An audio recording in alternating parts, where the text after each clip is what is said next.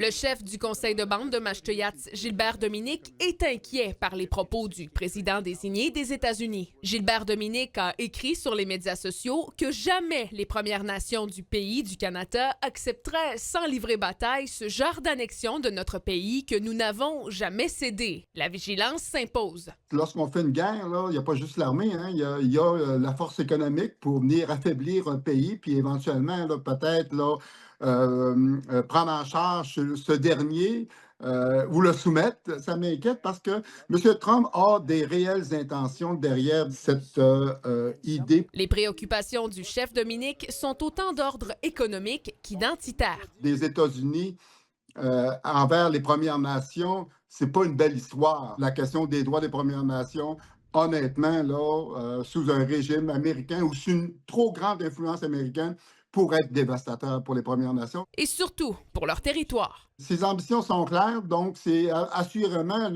de venir supporter le développement économique des États-Unis par la recherche des ressources naturelles. Nous avons des droits sur notre territoire. Honnêtement, moi, ça m'inquiète. Selon lui, la majorité des membres des Premières Nations rejetterait collectivement l'idée de se soumettre à l'autorité d'un gouvernement américain. Il n'y a pas une nation à travers le pays qui accepterait de plein gré de se voir annexer aux États-Unis. Moi, je pense qu'il y aurait une levée de boucliers. Je pense qu'il y a des hommes et des femmes des Premières Nations à travers le pays qui vont se lever et dire « No way, ça ne se passera jamais de notre vivant ». Gilbert Dominique craint qu'en l'espace de 4 ans, Donald Trump pourrait causer des dommages considérables à l'ensemble du pays et que les communautés autochtones n'y échapperaient pas. Ça serait trop dévastateur pour nos droits, pour notre titre, pour notre langue, pour notre culture. J'ose espérer que le Canada va se rallier sur le plan politique pour faire en sorte de venir contrer toute atteinte à l'intégrité du pays et de nos territoires à nous comme Première Nation. Catherine Boucher, TVA Nouvelles, Saguenay.